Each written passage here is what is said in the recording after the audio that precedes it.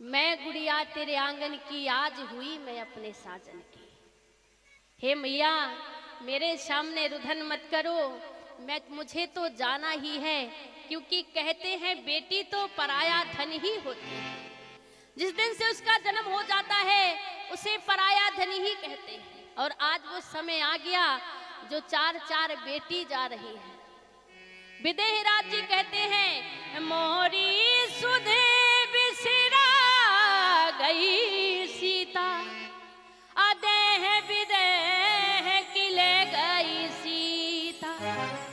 उस पिता के हृदय से पूछिए जिसकी बेटी विदाई होती है, लेकिन जब बिटिया की विदाई होती है माता मिल जाती है, बहन मिल जाती है, लेकिन देखा कि पिताजी नहीं दिख रहे हैं, पिताजी नहीं दिख रहे हैं। बेटी कहती है, माँ सीता कहती है मैया मेरी विदाई तो हो रही है, लेकिन मैं पिताश्री से विदाई तो ले लूं। मैं सबसे विदाई मिल गई, माँ से मिल गई, बहनों से मिल गई, भैया से मिल गई, सखियों से मिल गई, लेकिन मैं अभी पिताजी से विदाई नहीं मिली। लेकिन पिता का कहते हैं हृदय जो होता है ना, हम आप लोग कहते हैं कि पिता का हृदय कठोर होता है, लेकिन महाराज पिता का हृदय कठोर नहीं होता है। पिता का हृदय भी माँ के हृदय से भी बढ़कर होता है। माँ सुनैना रो रही, हमारी तो एक बेटी चली जाती है, माँ का रो करके बुरा हाल हो जाता है, लेकिन जिसकी चार बेटी जा रही हैं उस माँ के हृदय से पूछो उस माँ को कैसा लगेगा। सखियों की आंसू में आंसू है, का कड़कड़ रो रहा है, लेकिन मेरी मैया सीता जी को पिताजी के दर्शन नहीं हुए। मैया मुझे विदाई पिताजी देंगे तब मैं विदा हो पाऊंगी, मेरे पिता कहाँ हैं, मेरे पिता कहाँ हैं। मैया सीता पहुंची, जनक जी एक कक्ष में बैठे हैं, उस कक्ष में कोई उजेला नहीं है, अंधेला है। उस कक्ष में जनक जी एकाग्र बैठे, एक आंख में एक पर्दा किए हैं और वहीं पर बैठे हैं।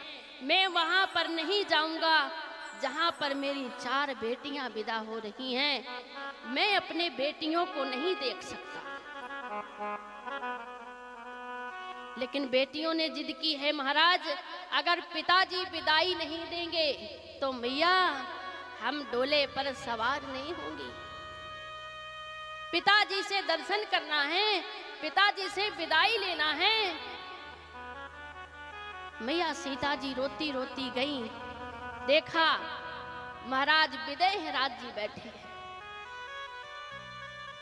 रुदन कर रहे हैं। सीता जी ने आंखों से पर्दा हटाया और एक ही बात कही, पिताश्री आज मेरी विदाई है, आज मैं जा रही हूं, आप मुझे विदाई नहीं देंगे। महाराज विदेहराज जी का हृदय फट जाता है। विदेहराज जी ने सीता जी को हृदय से लगाया और कहा मेरी प्राणन प्यारी, हे मेरी सीते मैं तुझे विदाई नहीं दे सकता। कहीं ऐसा ना हो कि विदाई देते देते इस जनक के प्राण चले जाए, इसलिए जा मेरी बेटी, तू अपनी माँ ने विदाई दे दी, तुझे जनकपुर वासियों ने विदाई दे दी, लेकिन ये पिता जनक जो है विदाई नहीं देगा।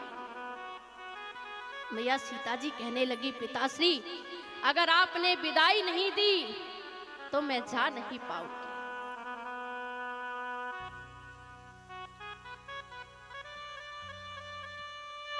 दुनिया की बड़ी विडंबना है,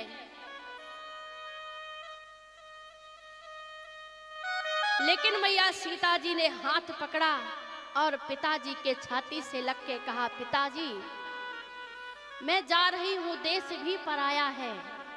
जब बेटी जाती है ना वहां कौन है उसका, वो अपना बना लेती है। अपना घर छोड़ के, अपना बंधु छोड़ के, अपनी माँ छोड़ के जाती है और अपना बना लेती है। एक बात विचार करना, आप सभी विराजमान हैं। मैंने एक दिन और बताया था, अगर आपको प्यास भी लगती है और बेटा से कहते हैं तो बेटा नहीं देता, लेकिन बेटी को अगर बुखार भी है और अगर बेटी से पिता ने पानी मंगा लिया, वो तुरंत दौड़ती दौड़ती पानी देगी। पिता कहीं बाहर से आता है, कमा कर आता है, बेटे को कोई मतलब नहीं है। मैं बेटों की बुराई नहीं करती हूँ, लेकिन एक बेटी की ममता की बात बता रही हूँ। लेकिन बेटी तुरंत गिलास उठा करके अपने पिताश्री को जलपान कराएगी, ये बेटी का जीवन है। आज जिस पिता ने पाला, जिस पिता ने बड़ा किया, आज वह पिता कहता है बेटा मैं तुझे विदाई नहीं दे सकता।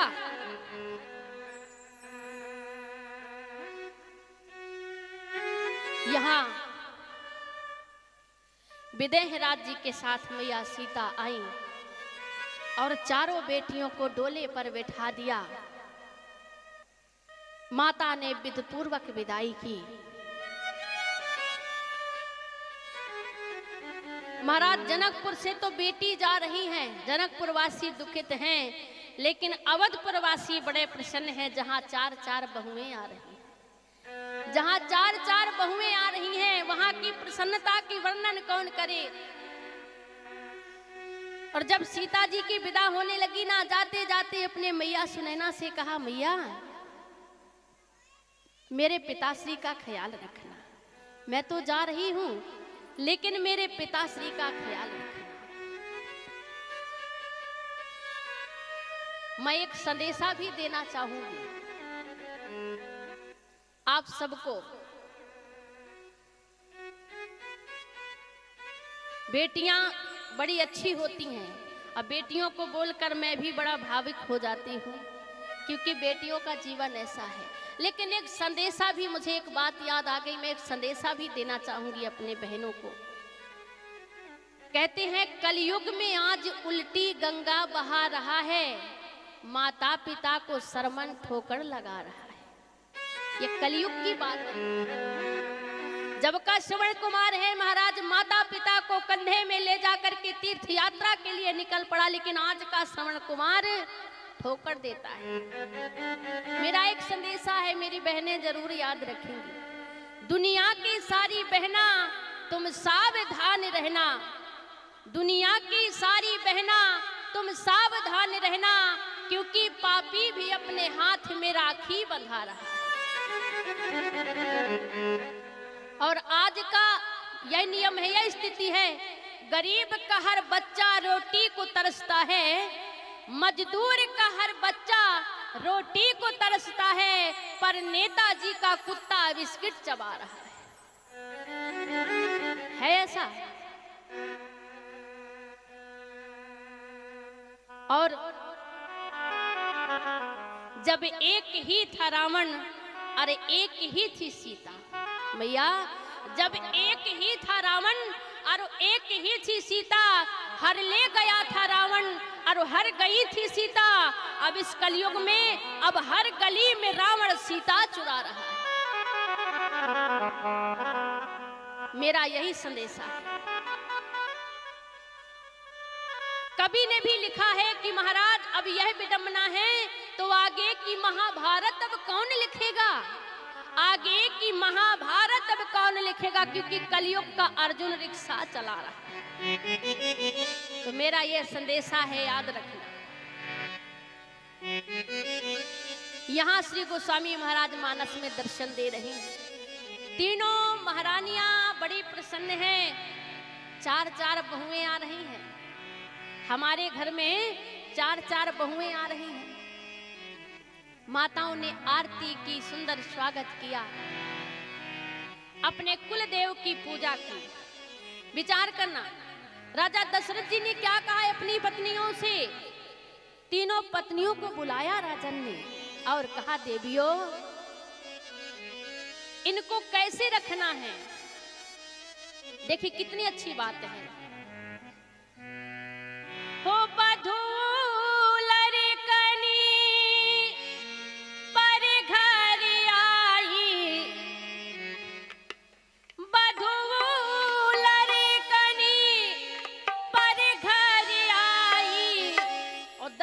ने कहा बधू लड़कनी पर घर आई। देवियों, अभी उनकी छोटी अवस्था है, पर अभी तो उनके लिए पराया घर है, फिर तो वो अपना ही समझती हैं। संसार में ससुराल को अपना घर ही कहते हैं ना। तो बधू लड़कनी पर घर आई और रखियो नया ने पलक की नाई, रखियो नया ने पलक की नाई। ताली सेवा।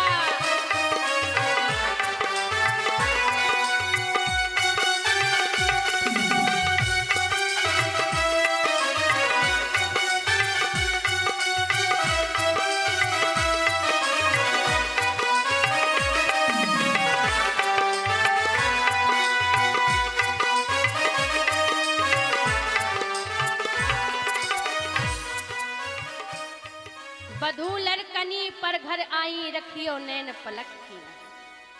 ये राजा दशरथ जी ने अपनी पत्नियों को समझाया इन्हें कैसे रखना है, पलकों की भांति।